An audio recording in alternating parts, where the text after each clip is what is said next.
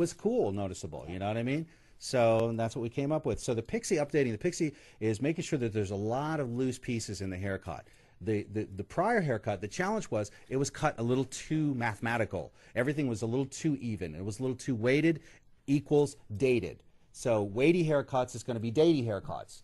And so we wanted to take away the datiness of it and make it loose and airy and lifted. And so we did that. And I was cutting her hair for an hour straight, wasn't I? Yeah, you were. Yeah, I mean that. Strands at a time? Literally. Tell him what you said about just out of the blue. As Well, you were cutting it was taking him a good hour. She, you know, well, while I was painting her hair with the hair color, I noticed, and I'm like going, you know what? You know, we were just talking conversation. I said, I don't see any value to this haircut whatsoever. You know, so we're going to change that completely. You know, that's why I'm here. Respectfully, I mean, there wasn't. There wasn't. And it was a style that was older. Yeah, and this looks like it's much easier for her to do too. Absolutely, absolutely. It's spray and play or blow and go. That's the kind of the thing, and that's the value of today's short modernista haircuts. You know what I mean? They're very, very easy. Watch it, Kelly. And she said, she goes, you know, I don't do a lot with my hair, Antonio. And I'm like, well, it's perfect, you know. So she had everything I needed to work with to make it go from drab into fab. And so, you know, I just thank Dee for being very open, because she was very open with me. And Kathy was there to coach the whole situation along too, you know, because sometimes change, it can be a little scary. And we know that when we're reinventing our beauty, it's part of our power. And so sometimes it takes a circle of people to help us get there. Yeah, as I told you, my biggest challenge was that I had worn my hairstyle before for, gosh, ever since I was 15. Layered haircut, on and off. I'd go do something different every once in a while, but I always came back to that same. So you allowed it to go out and come back. Yeah.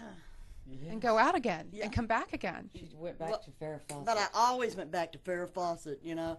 And as I get older, I'm not looking like Farrah Fawcett anymore. And my hair, I don't like to spend that much time on my hair.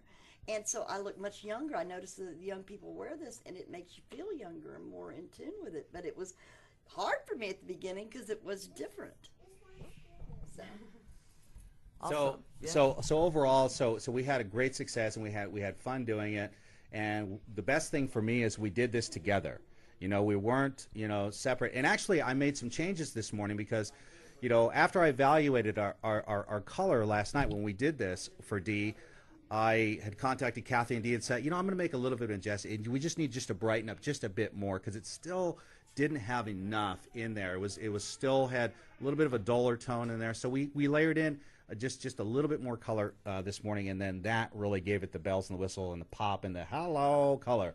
Yeah. You know, so I really like it, and I'm going to tell you what, you have been very nice about offering. I told the audience earlier. Oh yeah, pay attention, guys. Here it comes. Yeah, go ahead, pitch it. Is that he's offered to about an average of twice a month to do a makeover.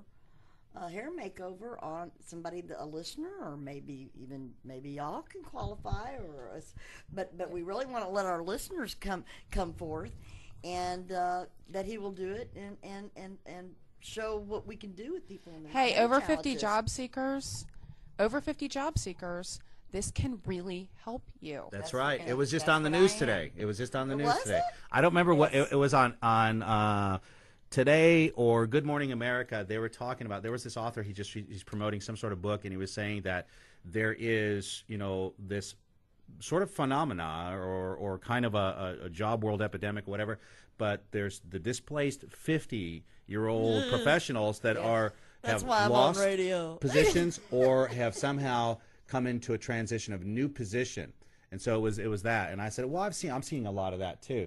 And so that's kind of the thing. And just to throw this in there, what I've noticed is, you know, as people, you know, our power, you know, comes from our open-mindedness, you know, to keep our thinking, you know, progressive, to keep it, you know, moving forward. You know what I mean? What did we learn from, you know, where we're at and what we have done? So when I'm dealing with people that are 45 plus, I've noticed that I turn into the coach of saying, let's work on the thinking process. Let me find out where your thoughts are now about how beautiful or how good looking you feel, and let's work on progressing that forward. It's such That's the a key. wonderful, wonderful point, because what I'm finding too is that the discrimination in the workplace is coming from, if you look old and dated, That's people right. think your That's- ideas welcome to the are real old world. and dated. You know, it's I an love it. investment in you. It is an investment. Yes, And it is. can I say something? Go ahead, Dee. please, about him? Anyone needs to really take advantage of this, because he's not just a hairdresser. I mean, he really is. He's more than what he says he is. He's an artist, but he took a lot of time doing this yesterday, and it's not because I mean, yes, I was work, but I wasn't. That's because that's what he wants to do. Because he cares. That's because he cares, and also it is an investment. But if you think about the food that you buy every day, everything that you have to have every day to exist. That's how you figure out what your priorities are as far as your skincare, makeup, Yeah. hair.